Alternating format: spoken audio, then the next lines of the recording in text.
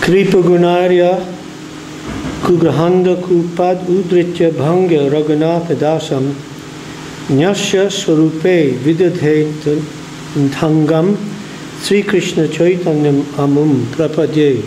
With the ropes of his causeless mercy, Sri Krishna Chaitanya Mahaprabhu employed a trick to deliver Raghunath Das Goswami from the blind well of contemptible family life.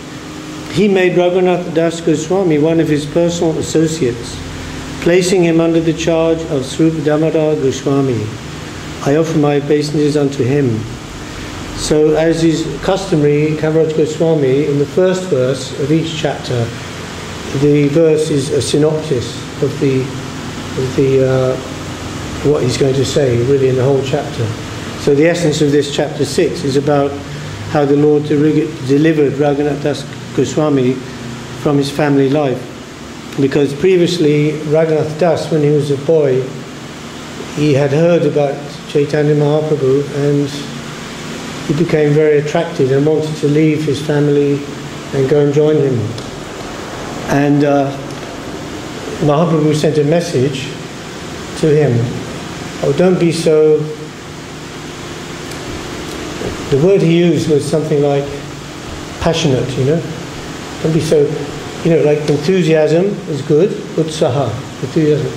But then that can cross the line into being passionate, you know. In wanting to do something for a, we'd say, a selfish motive or to get some result for ourselves.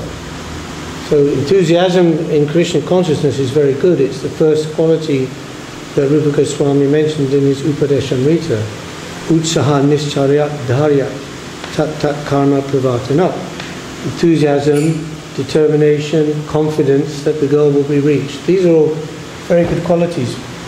But when it becomes to be passionate, it's a little different. As Srila Govinda would say, we want devotion, not emotion. Just an emotional response like, oh, I love Krishna consciousness and I want to get the result of it now, today. No, it's not like that. It's a long, long journey. So that time Mahaprabhu told Raghunath Das, no, stay in your family life, look after your parents, they're now elderly, and your family duties. Later on, when Krishna arranges, we will be united, and then you can stay with me then after that. And so, you know, later on it happens that Nityananda Prabhu, and this is, you see how in the pastimes of the Lord, all the theology, the philosophical points of Krishna consciousness are shown through the pastime. So in this pastime we see the truth of the theology, that first we have to acquire the mercy of Nityananda Prabhu, then we can acquire the mercy of Gauranga Mahaprabhu.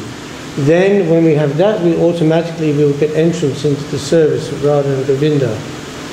Nitayar Karuna Habe Braje Radha Krishna Pave, as Narottam Thakur sings. So the proof of this was when Nityananda Prabhu came near where Raghunath Das was living, Panihati, the village of Panihati, and Nityananda Prabhu was staying there with all his people, and he called Raghunath and he said, if you make a feast of chip rice and yogurt, and you feed all these devotees here, I'll be very happy. I don't think he even said that, I'll be very happy. He just said, do it, you know.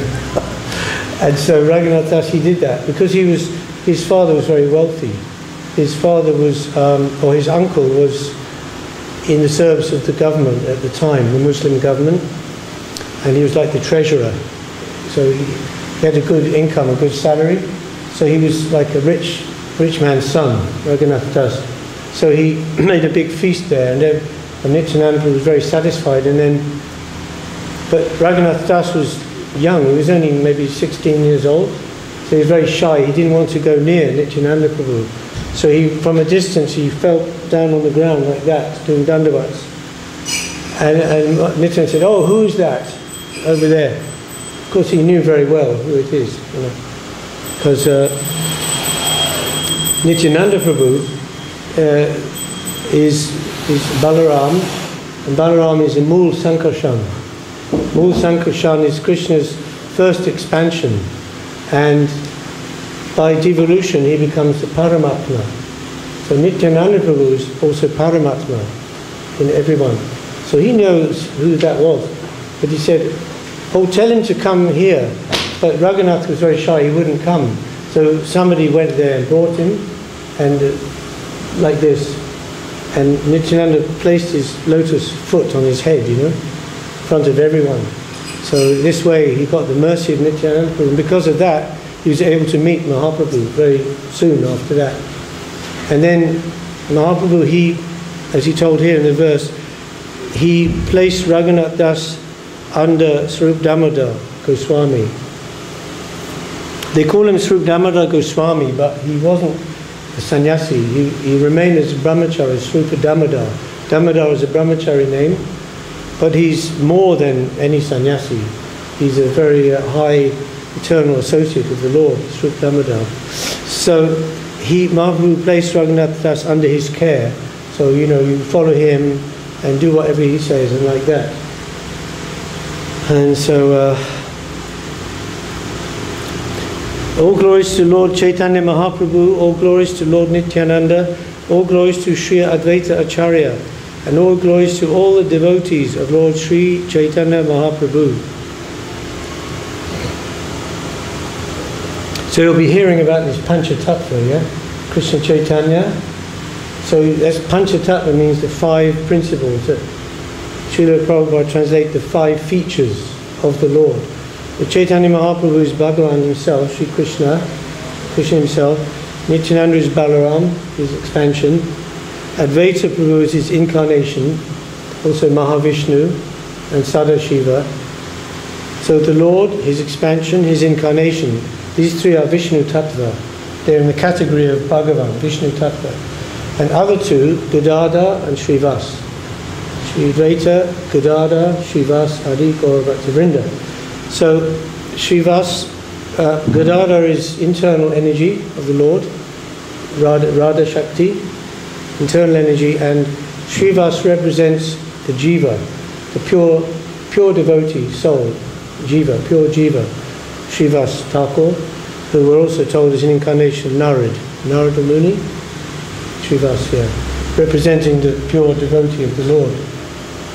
So Panchatattva,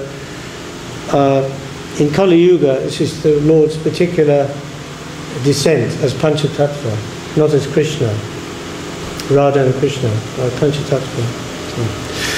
Thus Lord Gaurachandra performed various pastimes with his associates at Jagannath Puri in varieties of transcendental pleasure. Although Sri Chaitanya Mahaprabhu felt pangs of separation from Krishna, he did not manifest his feelings externally, for he feared the unhappiness of his devotees. The transformations undergone by the Lord when he manifested severe unhappiness due to separation from Krishna cannot be described. When the Lord acutely felt pangs of separation from Krishna, only Sri Ramanand Roy's talks about Krishna and the sweet songs of Svarup Damodar kept him alive. So, like if someone is extremely feeling the lack of something, okay, it's a very mundane example, right? So if you're an alcoholic, he's got to have wine, and without wine he just feels he will die or he can't live. So who provides wine to him at that time of his very most need, then he'll be so happy with that person, that'll be like his saviour, So similarly, but transcendentally, Mahaprabhu's deep feelings of separation from Krishna in the mood of Srimati Radharani, that time, so they provided the wine of Krishna lila, pastimes of Krishna. This was giving life to Mahaprabhu, keeping him alive. Ramanand Roy and Svarup Damodar. Because the Lord associated with various devotees during the day, his mind was somewhat diverted, but at night the pangs of separation from Krishna increased very rapidly. So during the daytime there's many things with devotees coming to see him, he's taking his bath, He's taking his meal and all these things. So some diversion, some distraction.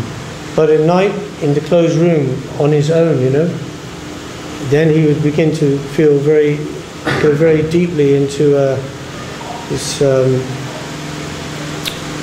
you can say, agony of separation from Krishna. Where is Krishna? Where is Krishna? Two people, Ramanand Roy and Swarup Damodar Goswami, stayed with the Lord to pacify him by reciting various verses about Krishna's pastimes and by singing appropriate songs for his satisfaction. So Ramanand Roy, in chapter 8 of Madhya Lila, is the famous conversation between Lord Chaitanya and Ramanand Roy, called Ramananda Samvad. And this is a very, if you had to probably pick out and say, well, what would be the most important chapter of Chaitanya Charitamrita? Of course, you could give different answers to that. But I'm sure Srila Sridhar would say that, Madhya Lila 8, in that discussion between Ramanand Roy and Mahaprabhu, because the whole theology of Krishna consciousness is explained in that one chapter. It's quite a lot of verses, a couple of hundred verses maybe. But going from the very beginning stage of some initial attraction to Krishna and somehow making an initial connection with Krishna by understanding that actually not myself is the center of all existence, center of the universe, but actually Krishna is. And this is a big change, because even most people, theistic people, Christians, Muslims, whoever, generally the idea there is that, I am the subject and God is there, and I totally accept the existence and the presence of God, and that God is worthy to be worshipped and praised. But still God is over there, I'm the subject, and he is something like an object. But in Krishna consciousness, it's a complete reversal of this. That actually God is the center, Krishna. He is the super subject. And I am like an object to him. Yes? You follow? It's very different, very different. It's a revolutionary change. It's when Jesus began to preach, and he said, in the Gospels, the first word he said, repent, for the kingdom of God is here, or is at hand, or is with us. But actually that word, repent, it was a mistranslation actually.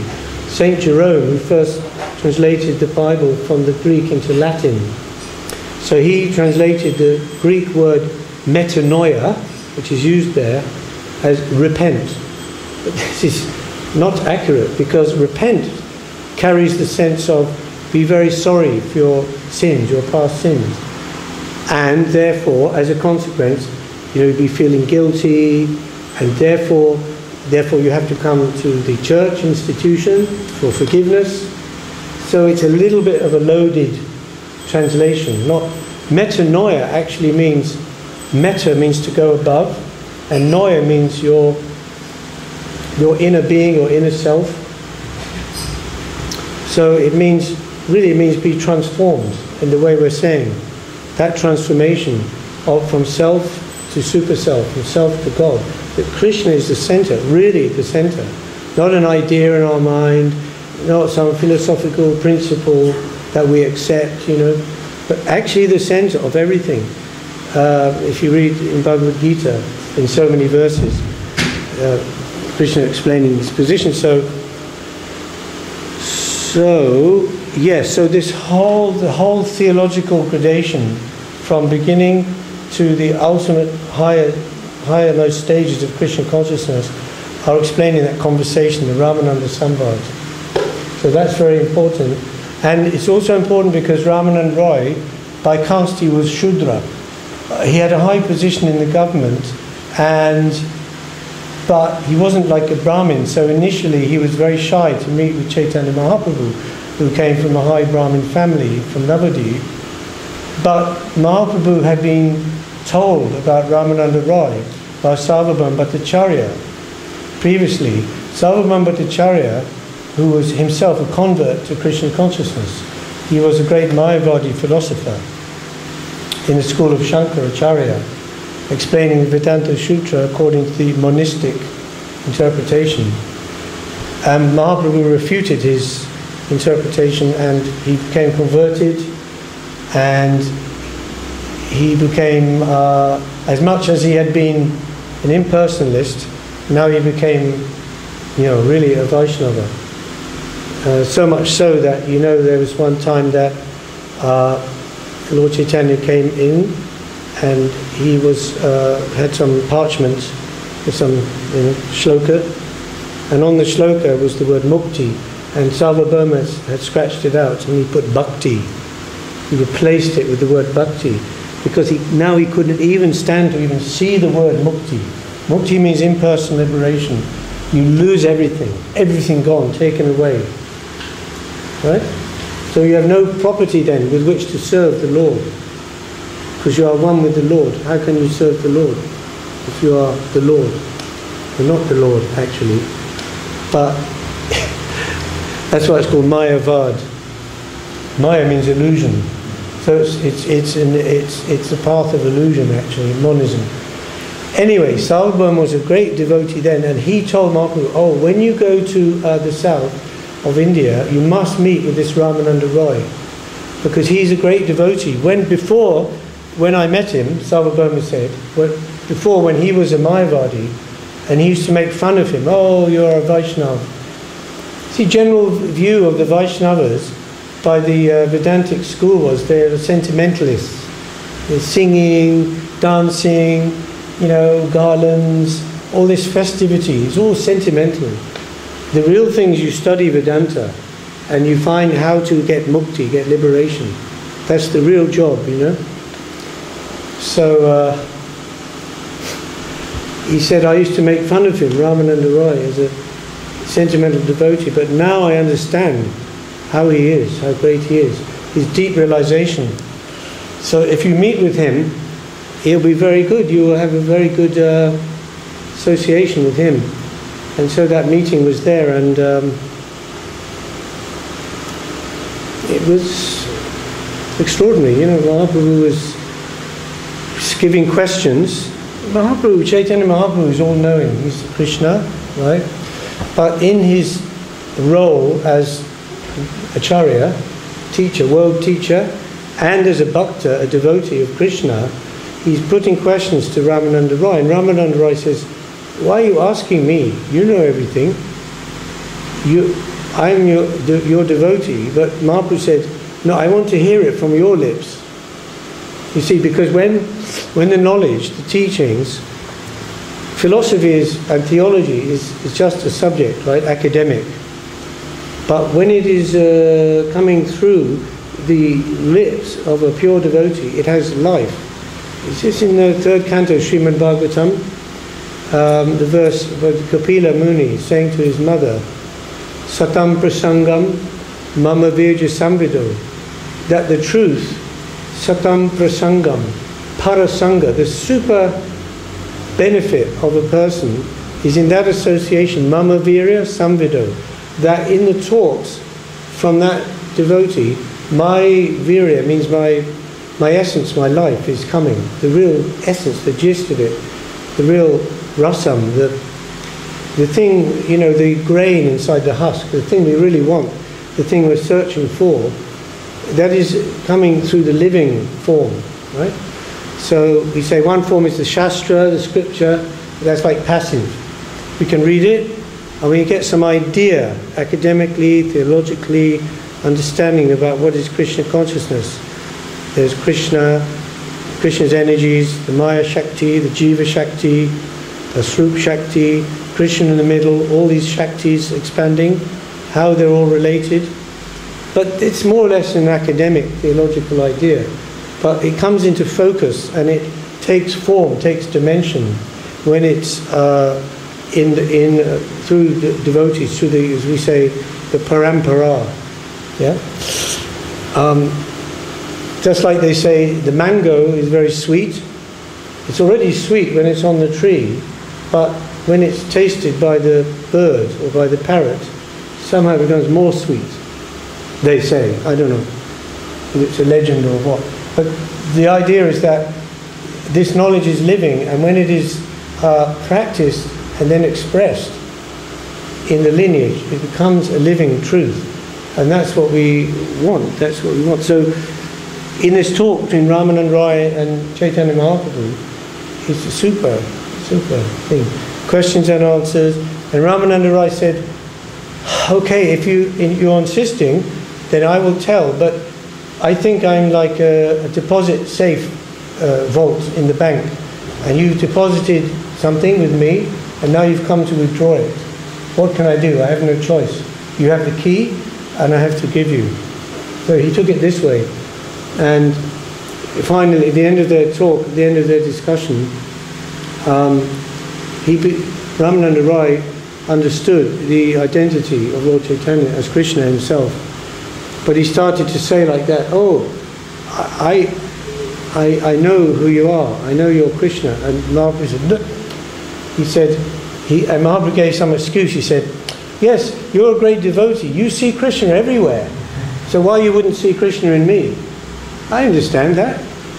And Ramana said, no, not that. I'm not saying that. I'm saying Krishna you are like, that. And Mahaprabhu embraced him, he fainted, and he had the darshan, Radha and Krishna, as Chaitanya Mahaprabhu, both combined form, Radha and Krishna. So that was special. Then the other one, Svarup Damodar, also, in Puri, only a few devotees were living with the Lord. Ramananda Rai, Svarup Damodar, one or two others, but even those others were coming and going. They weren't with the Lord constantly.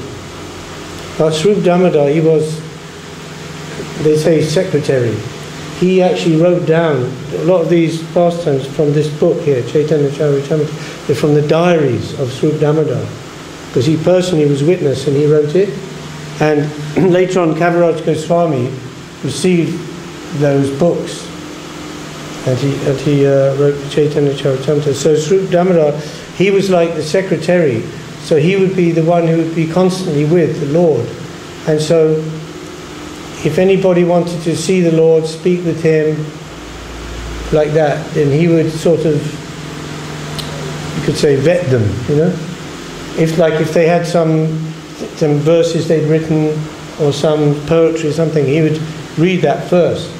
And if he was suitable to show the Lord or not, he would reject it. So because, as it says here, the Lord's pangs of separation from Krishna increased very rapidly at night, when he was alone, and that Ramananda Rai and Svarup Damodar would pacify the Lord by reciting various verses about Krishna's pastimes and singing appropriate songs for his satisfaction. Appropriate songs means, because in the world of rasa tattva, it's called, so it's a very highly specified and subtle level. So the grosser things can't enter there. So to avoid what they call ras abas, the clashing of rasas. Okay, so for example, when Krishna is doing some pastimes, certain things are suitable at that time. They're called alambana. Alambana means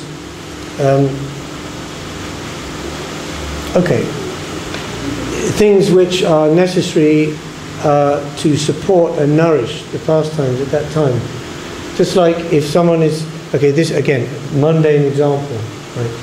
But if someone is a car mechanic and they go into the garage, they're going to fix a car, they have a toolbox, isn't it? So many different tools appropriate to the job. Those tools they have to fix the car at that time, it's very specific things, the spanner, the wrench, this, the that, the oil, They're not going to be having things that you would use to decorate a bedroom.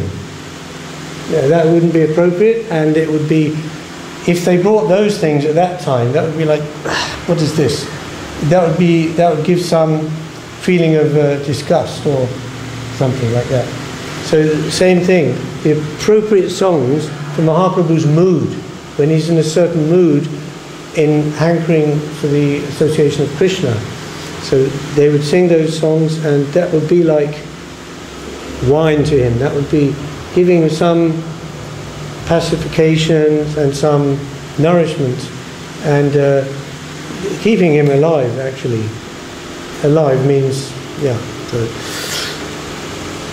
Previously, when Lord Krishna was personally present, Subal, one of his coward boyfriends, gave him happiness when he felt separation from Radharani. Similarly, Ramananda Roy helped give happiness to Lord Sri Chaitanya Mahaprabhu.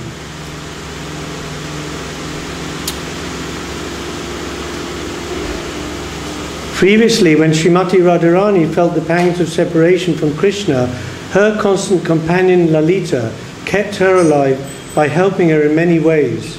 Similarly, when Sri Chaitanya Mahaprabhu felt Radharani's emotions, Svarup Damodar Goswami helped him maintain his life.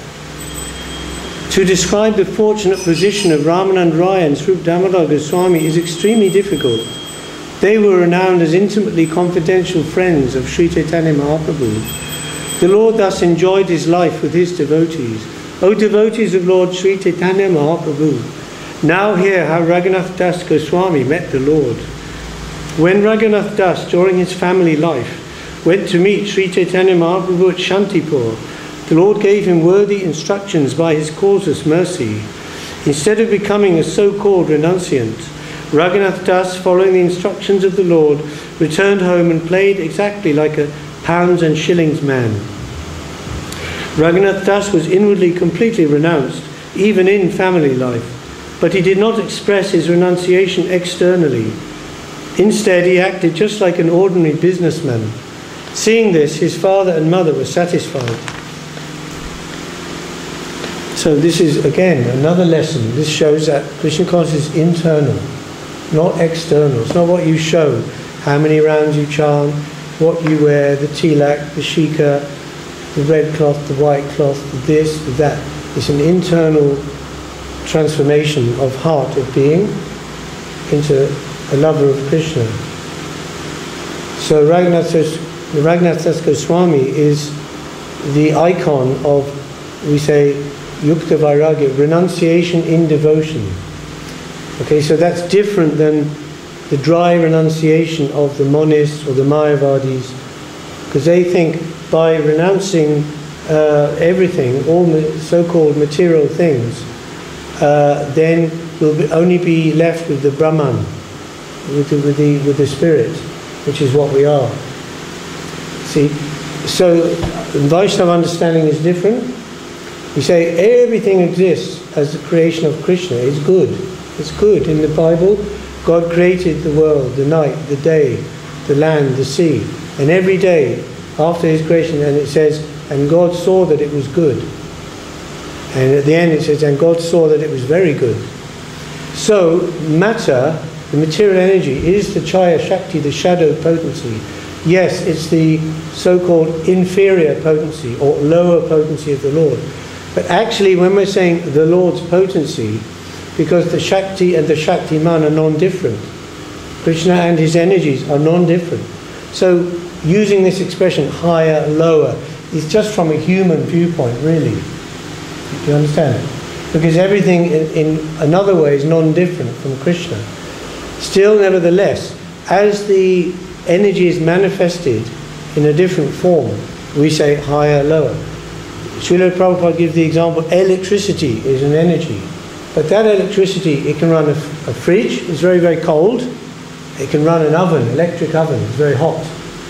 Same energy, but the different way it is manifested. So the Maya Shakti is, what was I saying about? Catch that? Higher, lower relation. Yeah, and before that? Energies. Then different Krishna. Oh, yeah, about the Mayavadi's renunciation. Yeah, so they don't understand or believe that they think the whole material world, the elements, earth, water, fire, air, Panchabhuta, they're called, everything is Maya, illusion. They actually believe it doesn't actually exist. It's an illusion in our mind. right? And only Brahman is real. And because of ignorance, we're seeing this differentiation where you see all this material variety. But when avidya, ignorance, is removed, then we'll realize the truth. Everything is Brahman. There's only Brahman. See? And that's a different understanding. Chaitanya Mahaprabhu himself refuted that understanding of the greatest scholar of his day, Svarup Bhattacharya, which we just said. And he proved that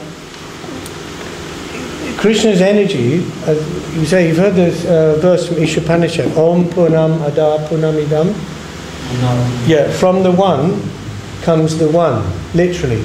Means from the one whole come innumerable complete wholes, but despite that one manifesting himself in infinite variety of complete wholes, he remained the complete whole.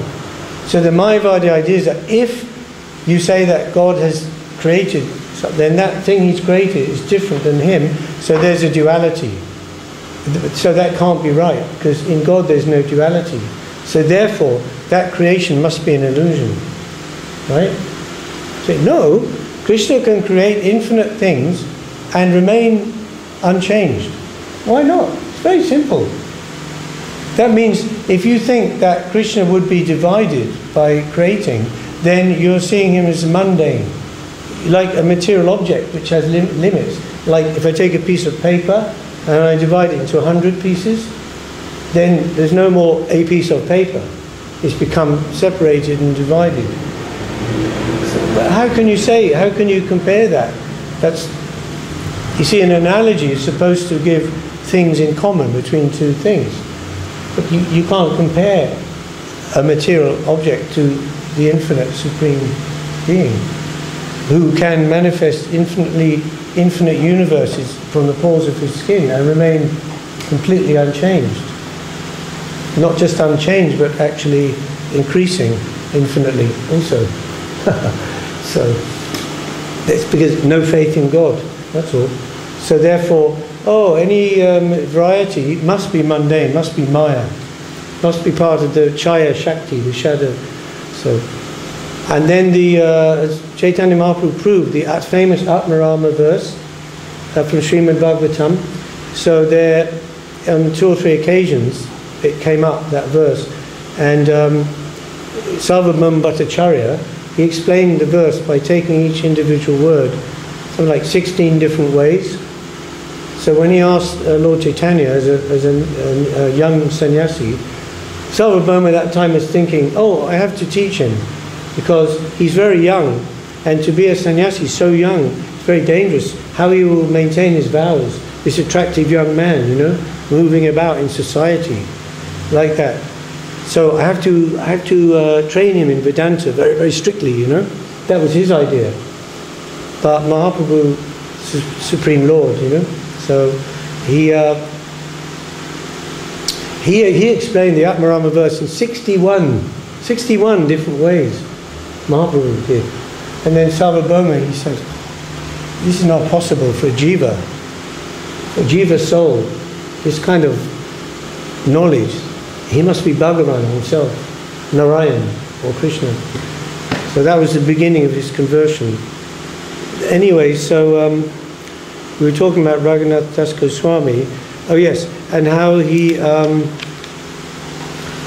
was showing how we practice Krishna consciousness is an internal transformation. Yes, it may have external symptoms. That person may therefore want to conform their external life in the line of Krishna consciousness by the cloth, by the tilak, by the mala, all these things. But that's not it. That's not Krishna consciousness. Krishna consciousness is the relationship with Krishna between the Jivatma and the Paramatma. And the example was Pundarit Vidyanidhi, who was a great devotee, and to show that you can't judge who is a devotee or who isn't by the external symptoms alone. It may be some, as we say, it may be some barometer, give some indication, but it doesn't mean, because devotee can appear in any way, in any form. So So Pundarik Vijayanidhi, he was a great devotee, and Gadadhar Das, he was, again, very young, maybe 16 years old, 18 years old, so he was always very eager to see Vaishnavas. Oh, where is it? Show me a great Vaishnava. He was very impressed, and he wanted to see how do they, like in Bhagavad Gita, Arjuna asked to Krishna, oh, these great souls who are gunatit, who have transcended the modes of nature and are living in the nirgun plane, fully in the Krishna consciousness, how do they sit, how do they walk, how do they talk, like symptoms. So Gadadhar is always interested to see the great devotees. So then Mahaprabhu wanted to, because he was training Gadadhar for some future service, big service. So he wanted to train him. So he wanted to show him something. So he told Mukunda, that his devotee, oh, take Gadadhar tomorrow to the house of Pundarik Vijayanidhi. So the next day, Mukunda, he went in the early morning to Gadadhar. He says, come Gadadhar, we're going to see a Pundarik Vijayanidhi, great devotee of the Lord. So they went to his house, and when they went in, first thing they saw, oh, Pundarik is lying on the bed. It's a high bed, right? You know, generally the sadhus, they sleep on the floor or on a mat or something, or even maybe a cot or something, but not like the big high bed, like a pedestal with a big thick mattress and duvets and with very fine stitching made of silk and all this. So Pundarik is lying on the bed like this, and he's got a pipe made of ivory, you know, long pipe, and he's pop, pop, pop, pop. And he's like that, and his hair is very beautiful, like coiffured hair, you know, like it's black, dark black, but it's so black it looks like bluish with the oil, you know. And he has very, very fancy clothes, and his house is very opulent, with like very opulent type of decorations and things. So Gadadhar was like, he had some doubt in his mind. Oh, this is great devotee? How is... So he could see that, Mukunda could see that. So to show him, he quoted a verse from Srimad Bhagavatam. Aho Bhakti Putana is a verse which is when, the occasion when the witch was sent by Kamsa, you know, the evil uncle Kamsa, was sending many demons to kill Krishna in Vrindavan. Krishna was small. So Putana was a big pisachi, a big sorceress.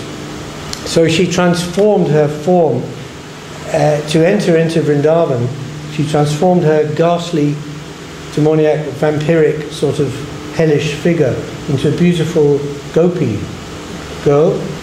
And just like one beautiful goddess of fortune, she was walking through the village. In fact, everyone was like, wow, who's this new girl, you know? And she went straight into the house of Yashoda, where Krishna was on the bed, and she's going to feed him with her breast milk. You know. And nobody objected, and because in those days it was common that not just the mother will feed the child, but any lactating lady is free to feed the child. This was a custom. You're probably Indian custom.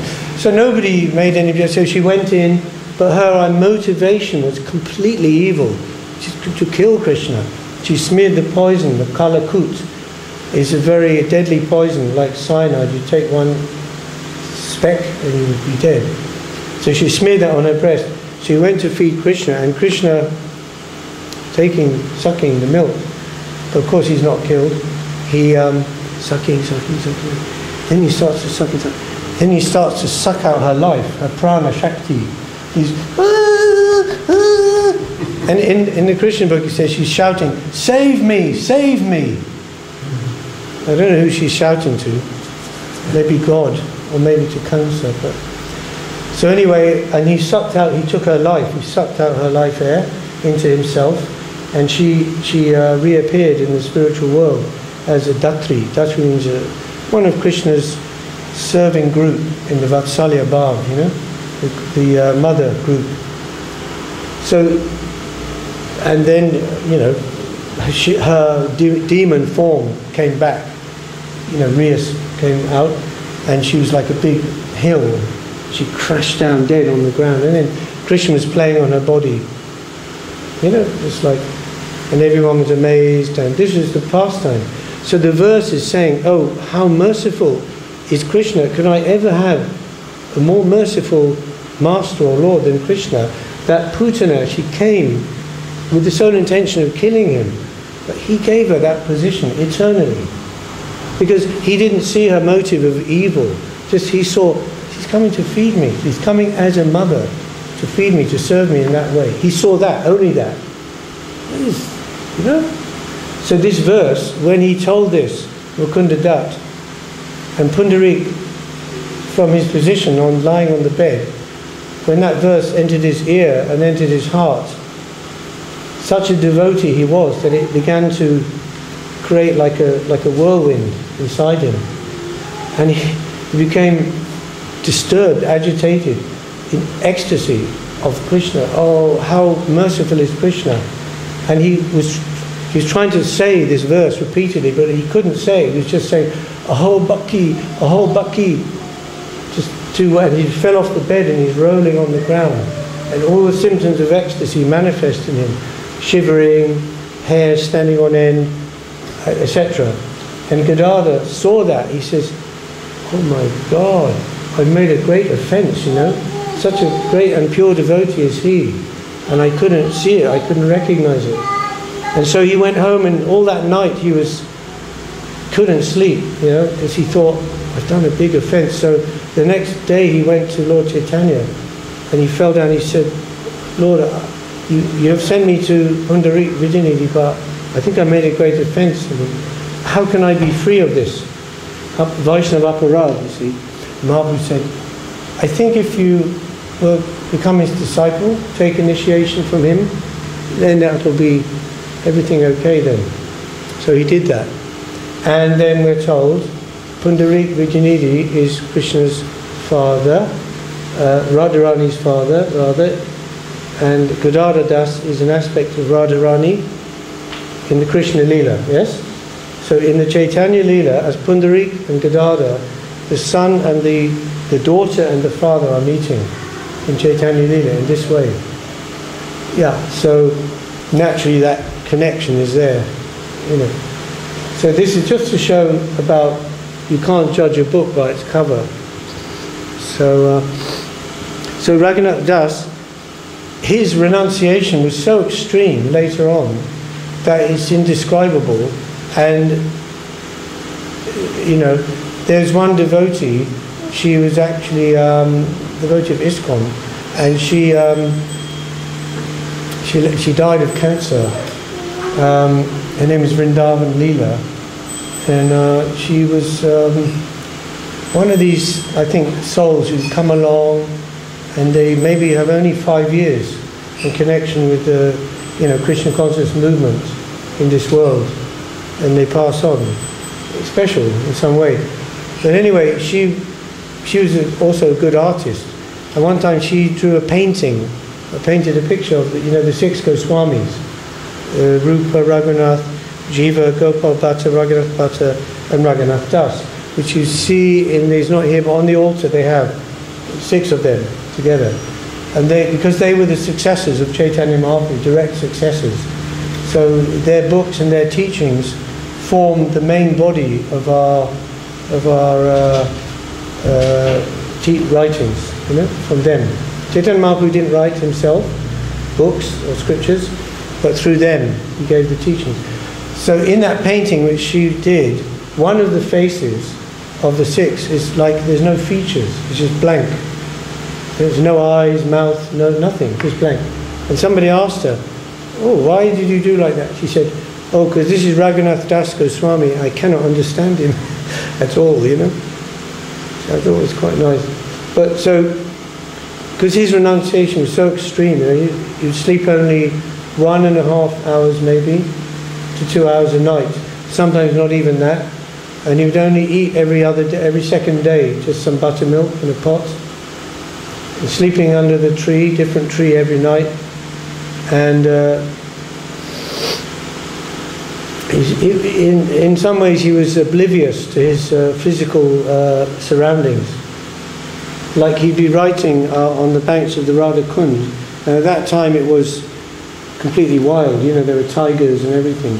And Sanatana Goswami, who was the eldest of the 6 Goswamis, and he was kind of the leader in Vrindavan, and everybody respected him as like a sober person, and a person who's very, you know, judicious and thoughtful, and could make very good decisions. So they would go to him for advice and things like that.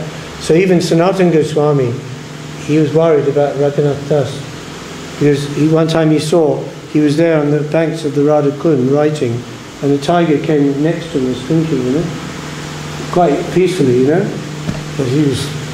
So he said, oh, you should build a hut, you know, at least, you know, a kuti to live there, and so on. So Raghunath Das, and he wrote many wonderful scriptures, original books about the pastimes of Radha and Krishna, which we have, you know, and these are higher books. So, well, this is before that, when he stayed in his home. So, okay, when he received a message that Lord Sri Chaitanya Mahaprabhu had returned from Mathura city, Raghunath Das endeavoured to go to the lotus feet of the Lord. At that time there was a Muslim official collecting the taxes of Satyagram. When Hiranya Das, Raghunath Das's uncle, made an agreement with the government to collect taxes, the Muslim Chaudhuri, or tax collector, having lost his position, became extremely envious of him.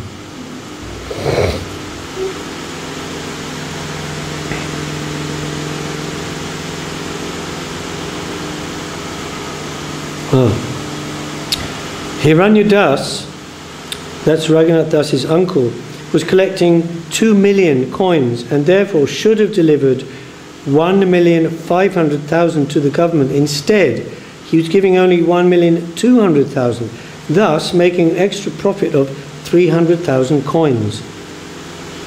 Seeing this, the Muslim Chaudhuri, who was a Turk, became his rival. So he was cheating, you know, cheating the government of some money, but maybe, it doesn't say, but maybe in those days, or that was kind of a thing that they used to do. You know, it's like maybe it was a thing that they almost were understood that they would be doing some cheating, you know, tax collectors, right? For you, sir, I make no profit. But they're getting some profit, of course. But somehow or other, the Muslim fellow was envious of Hiranya Das, and he told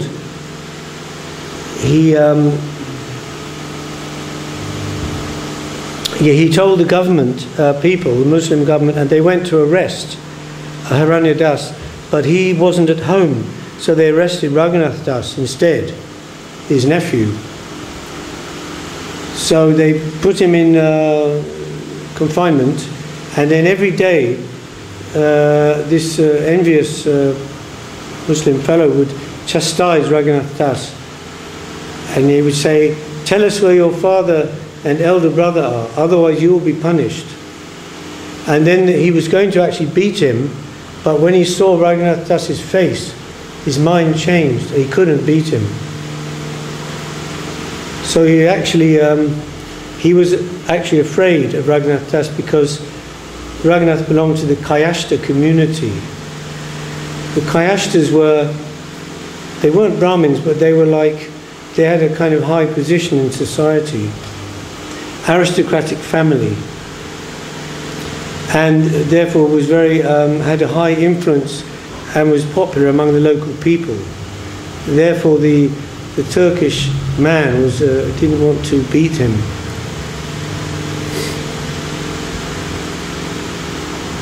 The Kayashta community, they generally were government officers, traditionally. They say that Bhakti Siddhanta Saraswati Thakur, he was Kayashta, because his father, Bhaktivinoda Thakur, he was Datta, his name is Kedarnath Dutt. And Datta is like the commercial class, you know, like merchant. But the Kayashta like upper level merchant class. But again, it's not, Krishna consciousness is beyond casteism. That's another thing. Because they say even Sridhar Maharaj, who was from a Bhattacharya Brahmin family, the very first time when somebody was telling to him, oh, there's a great devotee, this Bhakti Siddhanta Saraswati, and he's founded this mission called the Gaudiya Math, and will you come and see him?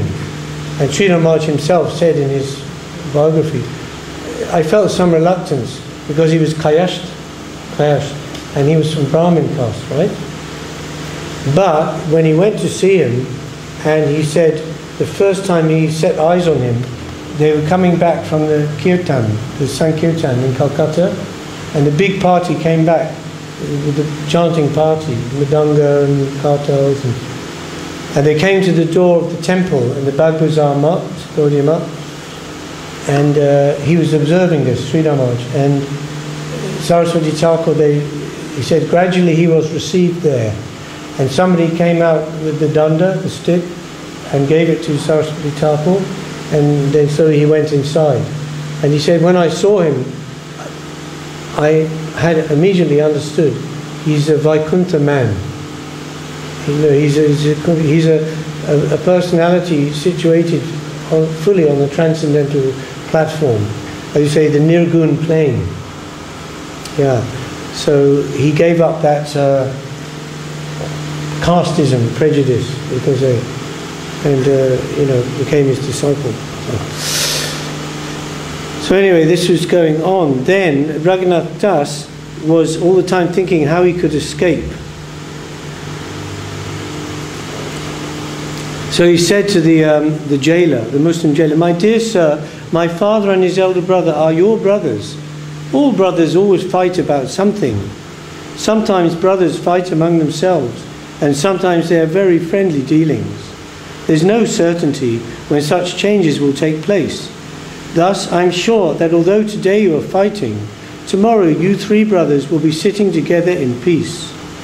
Just as I am my father's son, so I am also yours. I'm your dependent, and you are my maintainer. For a maintainer to punish the person he maintains is not good. You are expert in all the scriptures. Indeed, you are like a living saint. Really praising him, eh? The Muslim Chaudhary told Raghunath Das, you are my son from this day on. Today, by some means, I shall have you released. After informing the minister, the Chaudhary released Raghunath Das and then began to speak to him with great affection. Your father's elder brother, that would be Raghunath Das's uncle, is less intelligent, he said. He enjoys 800,000 coins, but since I am also a shareholder, he should give some portion of it to me.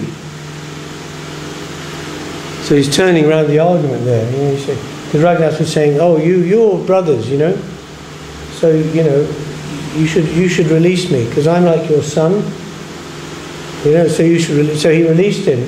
But then he turned around and said, oh, okay, if we're brothers, then that money which he took, he should give some to me also. So the same argument can be used in different ways. Now you go and arrange a meeting between me and your uncle. Let him do whatever he thinks best. I shall completely depend on his decision. Raghunath Das arranged a meeting between his uncle and the Chaudhary. The matter was settled and everything was peaceful. In this way, Raghunath Das passed 1 year exactly like a first-class business manager. But the next year he again decided to leave home. He got up alone one night and left, but his father caught him in a distant place and brought him back. This became almost a daily affair. Raghunath would run away from home, and his father would again bring him back. Then Raghunath Das's mother spoke to his father as follows. Putta batul hoila ihoi rokkaka bondia. Tonna pitta koi tari nirvina hana. Our son has become mad, she said. Just keep him by binding him with ropes. His father, being very unhappy, replied to her as follows. Indra shamo ishvaja stri opsharasham Eshaba Bhandite Nari Leka Jonraman. Raghunath Das, our son, has opulences like Indra, the heavenly king, and his wife is as beautiful as an angel. Yet all this could not tie down his mind. How then could we keep this boy home by binding him with ropes? It is not possible, even for one's father, to nullify the reactions of one's past activities. Lord Sri Chaitanya Mahaprabhu has fully bestowed his mercy on him. Who can keep home such a madman of Chaitanya Chandra? So the father is intelligent and he's telling the wife, why are you making a foolish suggestion? Tie him with ropes, right? If he can't be tied down by his wife, who's as beautiful as an angel, and by all his opulences, which are like Indra, the king of heaven, you think a few ropes are going to bind him? No. He's become mad with attraction for Chaitanya Mahaprabhu, because she said, our son has become mad. But she doesn't understand. He's mad with desire to go and be with Lord Chaitanya.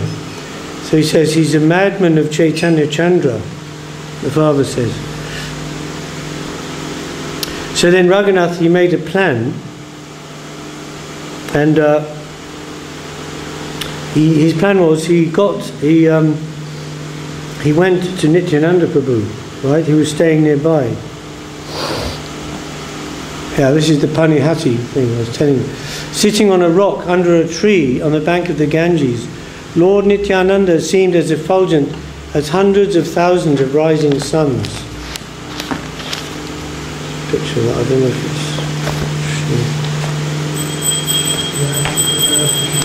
Jai.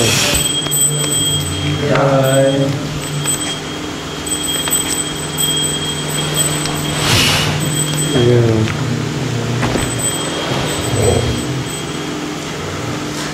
Many devotees sat on the ground surrounding him. Seeing the influence of Nityananda Prabhu, Raghunath Das was astonished. See, sometimes it's like that, because in the ontology of different degrees, levels of consciousness, each higher level, it contains the previous level, but also transcends it, something more than that. So every devotee or every disciple will think about their Gurudev, right? Who has initiated them into Krishna consciousness. Oh, my Guru is so great, he is Jagat Guru. So they say, Amar Guru, Jagat Guru. Every disciple thinking like that. My Guru is Jagat Guru.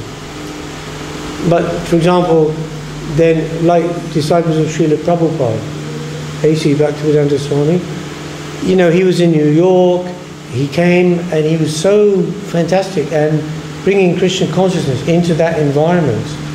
You know, the madness of 1960s New York. So those first devotees, disciples, they came and they surrendered completely to him, you know. And whatever he will say about Krishna consciousness, that is absolute, that is law, you know, that is like this. Later on, when they went to India, and then Srila Prabhupada, he went to meet, when he was meeting with some of his godbrothers, his contemporaries, right? His group, his class, you know. And then they see him, oh, now he's not sitting on a big throne, you know, like in a big opulence. He's sitting on the mat, on the floor, in a lungi, and simply taking prasad with his godbrothers. Very friendly and and disciples are like, well, what is this? They've never seen like that, you know.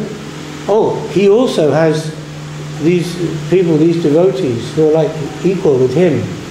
And he's just like friendly with them. He's not like the Guru there.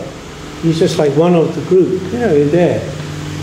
And then he's also offering much respect to Sri Raman, you know, touching his feet and so on. And they're like surprised, you know.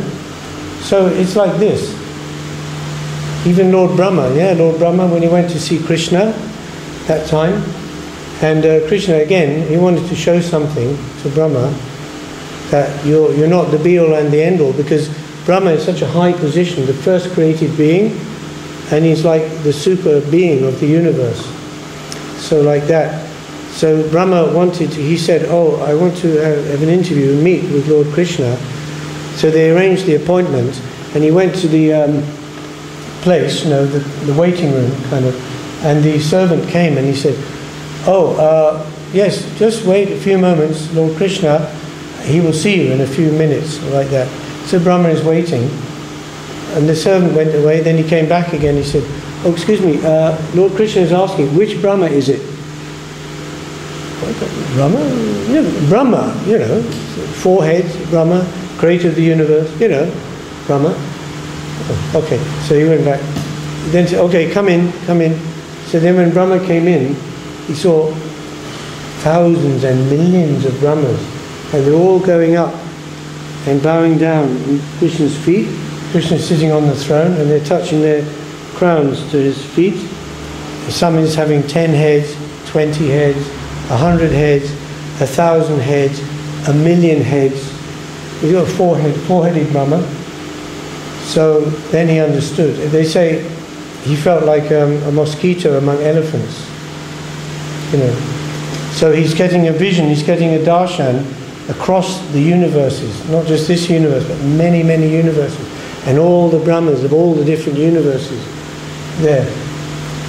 And then he understood, then his position and position of Krishna. So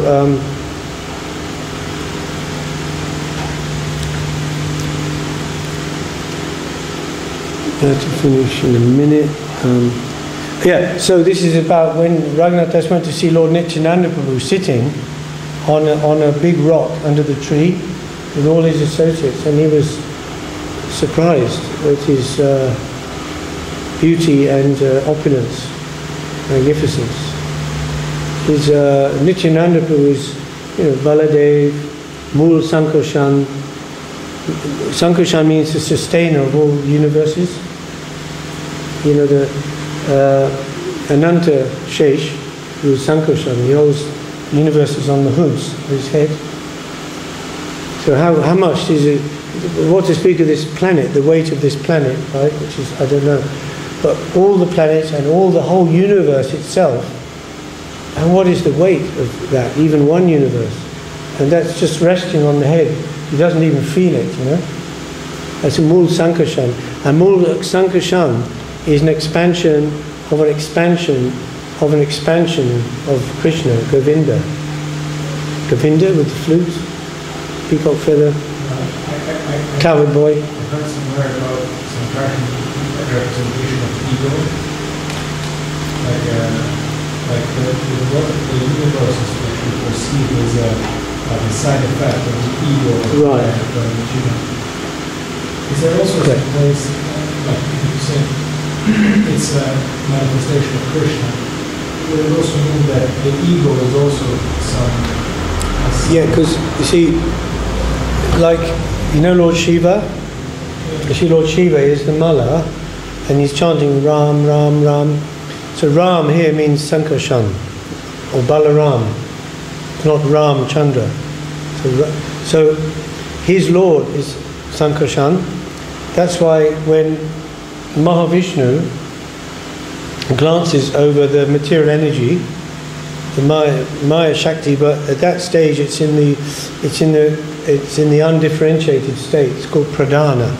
It means just like a mass or something. So the glance of Mahavishnu takes the form of the lingam. It's called Sadashiva, and through the lingam, the jiva souls are injected into the Maya, into the pradhan, and then they come out in many individualized forms, so many species and so forth. So yes, so the jiva passing through the stage of Shiv, the Sadashiva, is the false ego. Because in order to come into the material creation, that's the first most subtle covering of ego, false ego, separate interest from the Lord. And that's why Lord Shiva himself, Sadashiva, is a pure devotee of Krishna, but he also represents that, what you're saying, ahamkara. So that's like the tamaguna, symptom is ahamkara, rajaguna is intelligence, that's Brahma or Brahma, right? Because it takes intelligence to create. Imagine the intelligence it must take to create the universe, all the planets and all the things, like super, right? But that's an activity of passion. It's an activity, requires energy and passion. So that's activity. Then in the mode of goodness, there's no activity. And there's no activity in the mode of ignorance. Right? So two sides. But one in the lower side, ignorance, is inert. There's no activity, but it's the inertness of ignorance, of darkness. You know, like a drunk is asleep in the gutter. So you can say he's peaceful. Yeah, he's very peaceful. But he's completely out, you know, in the sleep of ignorance, you know. But someone in the sattva gun is like, also, there's no activity there. It's like the stage of awakening. So one side is revelation, then in the middle is activity, activation, and the other side is stupefaction. It's like stunned, you know. So, yeah, so the jiva soul must come through that stage, through this called chit abhas, the pure consciousness. It's coming through that very subtle stage, through the sadashiva, through that process of entering, the process by which the jiva enters into the maya, like the semen enters the womb of the mother through the father, right? So that is aham bija pada pita. Krishna says in Gita, I am the seed-giving father. But he's not telling the exact, precise mechanics of it there, just in general. So, but it's coming through the sadashiva, and there it's becoming covered by the ahamkara, the first very subtle covering of egoism. Of the separate, it means a separate interest, having a separate interest from Krishna. So as the jiva comes from the spiritual side through that way towards and into Maya, it is you know, you can say the ahamkara is like forming, like a subtle skin or sheath around the jiva. It makes a sense of self. Yeah, sense of false self. It's false self, yeah. Because the real self, aham das, Krishna das, you know, jiva Svarup, Krishna nitya das. So the false self, the false ego. Ahamkara literally means I am matter. Ahamkar, you know, like identification with the matter, with the body. Then we think, you know, this is me. We really think this is me, right? I mean, you know, like, we say, oh, you're not the body, Prabhu. You're not the body.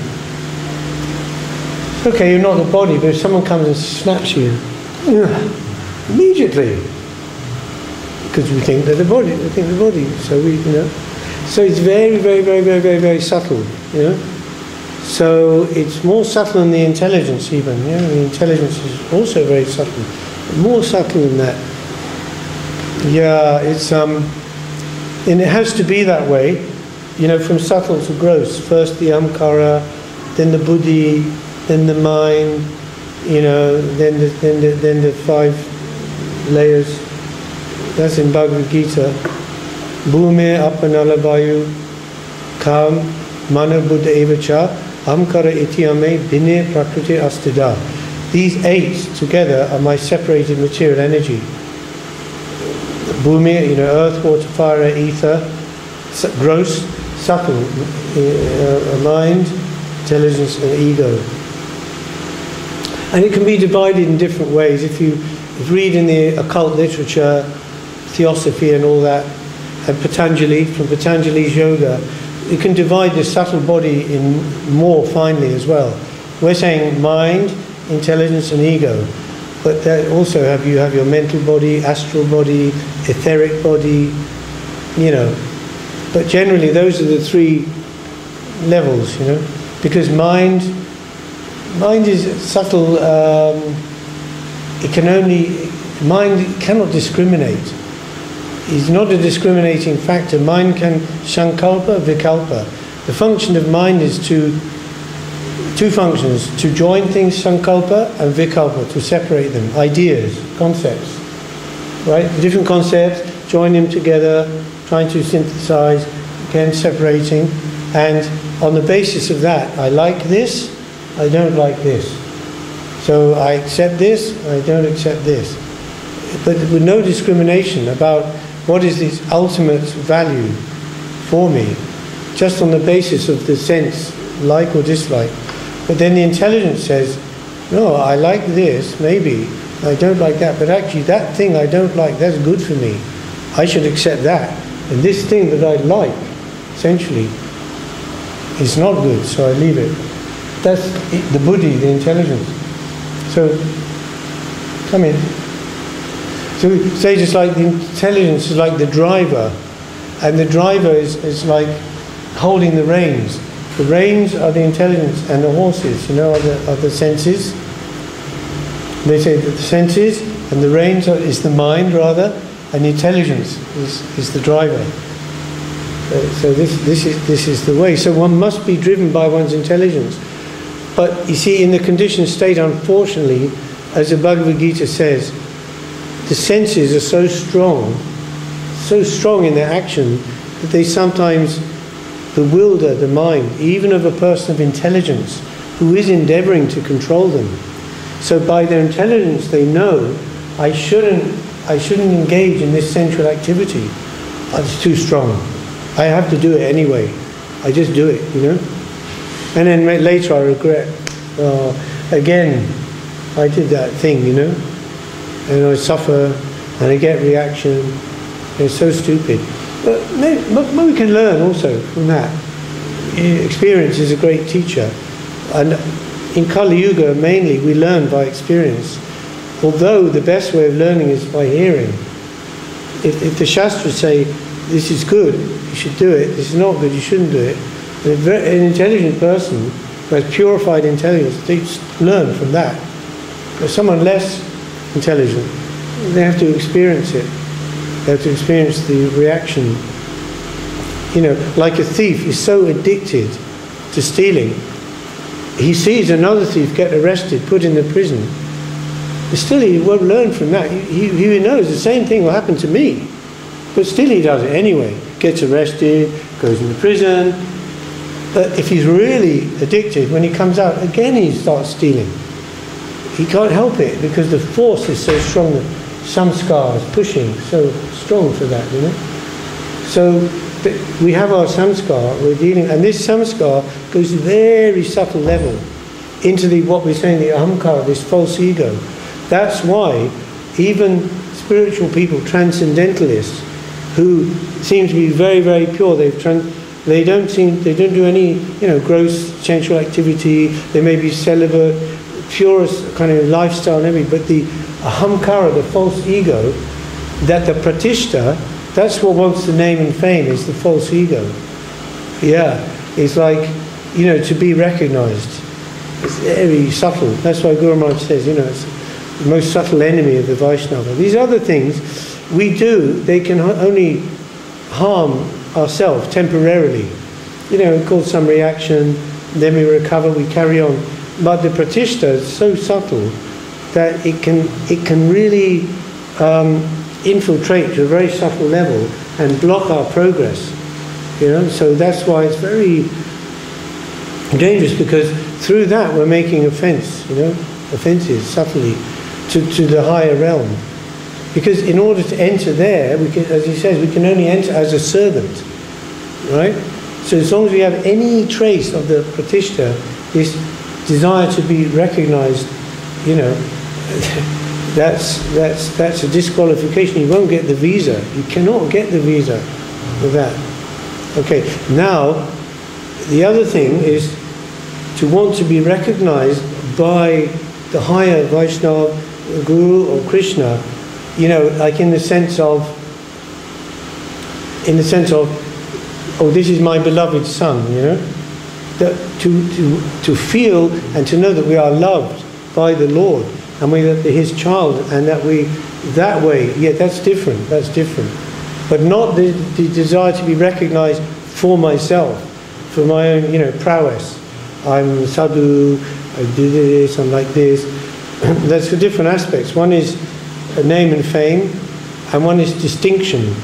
It's a little bit different. Name and fame is to be known as a famous person or sadhu, but distinction is very subtle. It's like to be seen as distinct from the others, you know? It's like if there's a group of monks and they're all together in the monastery, but I want to be known as distinct. He has a speciality. This is his speciality. He's very good in the kirtan, or very good in something.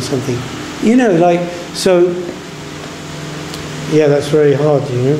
So Kanak, Kamani, Pratishta, but Pratishta, yeah, mainly. If we can somehow be successful in that way, then the Kanak and the Kamani are not so difficult. It can be. Wealth and enjoyment. Huh? Wealth and enjoyment. Yeah, wealth and enjoyment, yeah. So I just finished with this because we've got to finish. But as Guru Maharaj said, very nice, we can remember about these three, Kanak, Kamani, Pratishta. What is the antidote? Okay, Kanak, wealth, that you remember that wealth is Lakshmi, and Lakshmi must always be with Narayan, by the side of Narayan, must stick with Narayan. So wealth must be used for the service of Narayan, not other way. Then we're safe. Yes? So and then Kamani, enjoyment for Krishna. Krishna is the darling of Vrindavan, Krishna, the dark seducer. Krishna is the lover of the soul. So enjoyment, quote unquote, for Krishna. And then one man said to Bhakti Siddhanta Saraswati Thakur, he was a married man, Grihastha and like that, and he said, then, so we are also in the family life and like that. Do we have any position there? He said, no. See, so, just when that one devotee person, he got married, and he came to one of our gurus, his name is Gaur Kishore Babaji. And this Gaur Kishore Babaji, so he was living like Babaji life, and the man came, the people, they come to the sadhus for blessings, give blessings, maybe want like nice children, a nice family life, and these type of things. So he asked the blessings. He was just newly married, and he asked the blessings from Babaji. And Babaji Maharaj said, I bless you that you will always see your wife as a did he say Gopi or Lakshmi? As a female devotee of Krishna, of a Gopi of Krishna. Oh my God, that means how that man can enjoy his wife then. The wife, now he's seeing his wife, he said, and everything, when you offer everything to Krishna, first from that offering you will give to your wife as honouring her, as devotee of Krishna, like this. So how he can enjoy his wife now? It's almost like a curse on his family life, maybe. But very good, Yeah, so that was, wealth for Narayan, enjoyment or beauty, for Krishna. And last is Pratishta for Gurudev.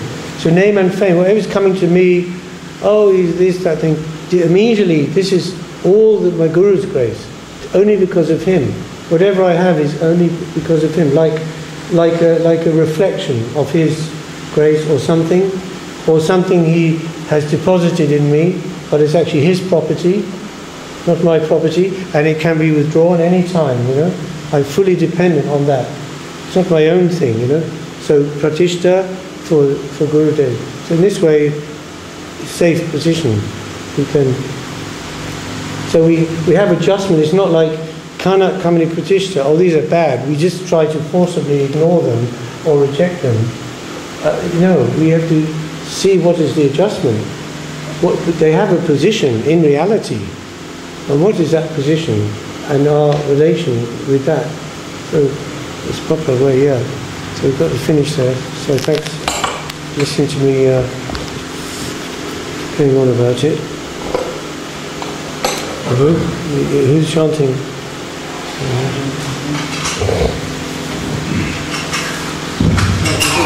Jai.